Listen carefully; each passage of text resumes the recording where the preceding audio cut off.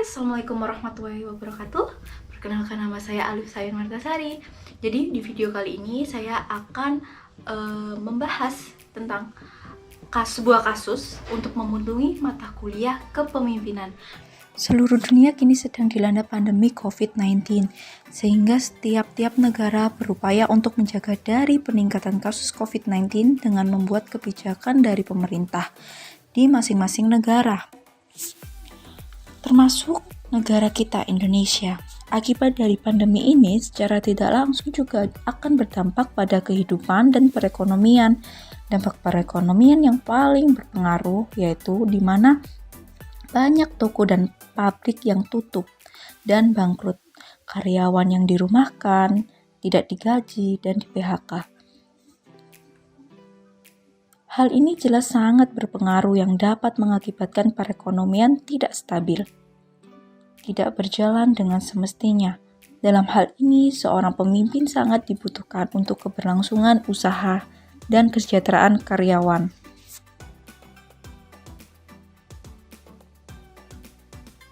Nah, sebelum kita ke kasusnya, kita membicarakan sedikit tentang apa sih itu kepemimpinan, apa sih itu pemimpin. Yuk, kita simak bareng-bareng. Nah, kali ini apa sih itu pemimpin? Pemimpin menurut Kamus Besar Bahasa Indonesia, orang yang memimpin. Jadi seorang pemimpin wajib memiliki kemampuan untuk mempengaruhi atau memandu orang lain. Sedangkan kepemimpinan, pengertian secara umum yaitu sebuah kemampuan yang terdapat di dalam diri seseorang untuk bisa mempengaruhi orang lain atau memandu pihak tertentu untuk mencapai tujuan. Sedangkan pengertian kepemimpinan menurut Stoner yaitu sebuah proses dalam mempengaruhi atau mengarahkan kegiatan terkait sebuah organisasi atau kelompok demi mencapai tujuan bersama.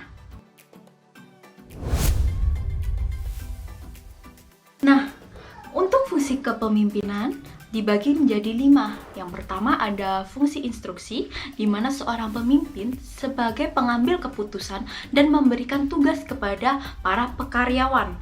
Kemudian untuk fungsi konsultif, yaitu di mana seorang pemimpin harus bisa mengarahkan dan mengonsultasikan, mencari jalan keluar yang terbaik untuk mencapai tujuan bersama.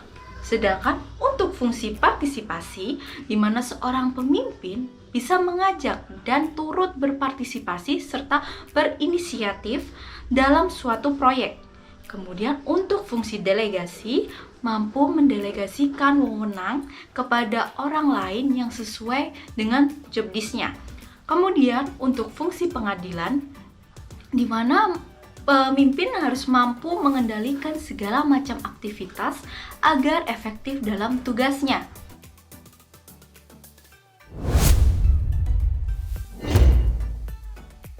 Nah, tujuan dari kepemimpinan ini adalah untuk mencapai tujuan dan memotivasi orang-orang di sekitar.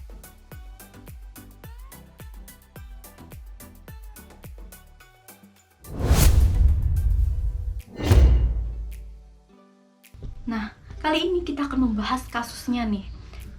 Ini kasusnya adalah bagaimana sih pendapat saya sebagai seorang pemimpin di salah satu apotik yang menghadapi kesulitan karena omset yang menurun pada saat pandemi COVID-19. Saat ini seperti bagaimana gaji karyawan, bagaimana listrik, bagaimana PDAM. Nah, kali ini kita akan bahas beberapa solusi yang akan saya lakukan jika saya menjadi seorang pemimpin di salah satu apotik.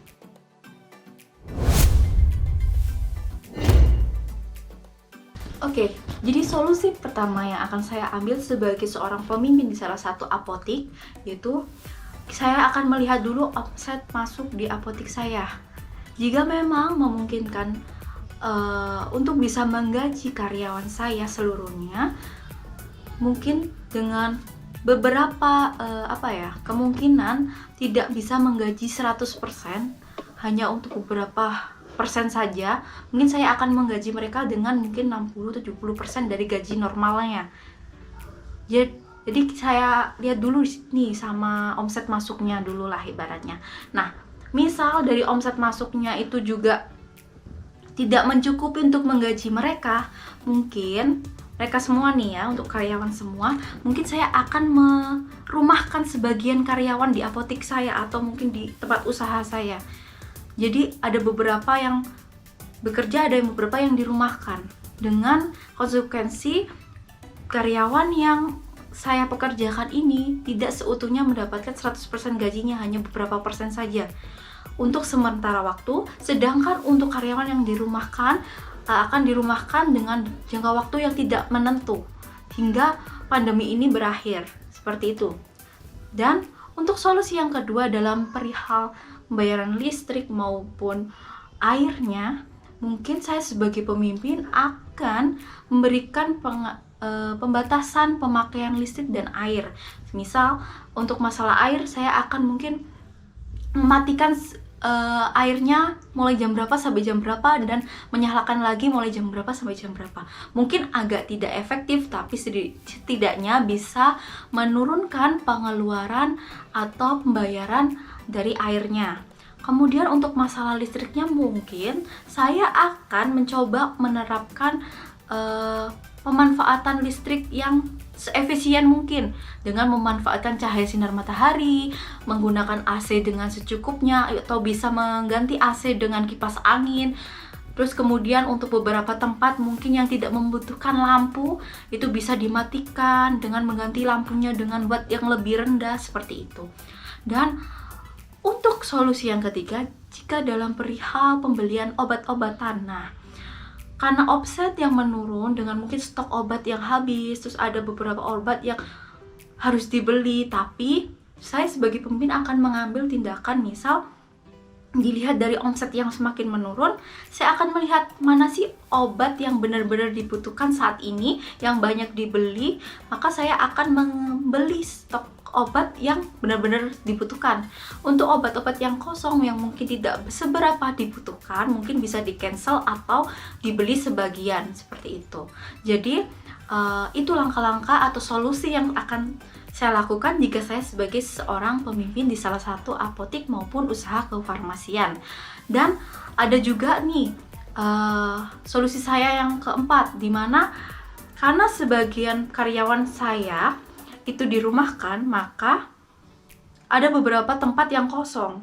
Nah, saya sebagai seorang pemimpin, jika saya bisa melakukan dan jika saya bisa, maka saya akan terjun langsung berpartisipasi sesuai dengan fungsi dari kepemimpinan yang saya sudah jelaskan di awal.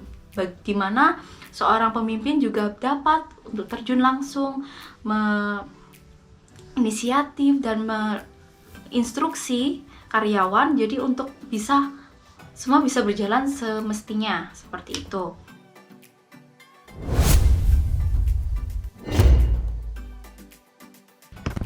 Nah, itulah penjelasan saya tentang materi kepemimpinan, tentang apa sih itu pemimpin dan bagaimana sih sikap kita ketika menghadapi kasus seperti saat ini, dan bagaimana solusinya yang harus diberikan sebagai seorang pemimpin. Menurut saya adalah seperti tadi yang saya sudah jelaskan. Selain itu, untuk menanggulangi dari penurunan omset yang terus menurun di saat pandemi seperti ini, sebagai pemimpin saya akan mencoba untuk memberikan inovasi-inovasi terbaru untuk meningkatkan penjualan di apotek saya dengan memberikan konsultasi online secara gratis, menerima pembelian melalui ojek online dengan syarat-syarat tertentu. Kami juga melayani delivery order gratis ongkir dan memberikan diskon setiap pembelian tertentu dengan syarat dan ketentuan berlaku.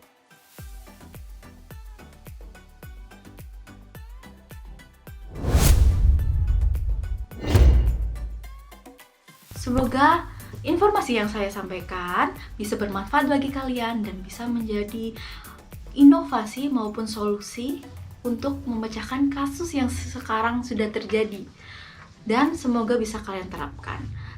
Mohon maaf jika ada salah kata. Wassalamualaikum warahmatullahi wabarakatuh.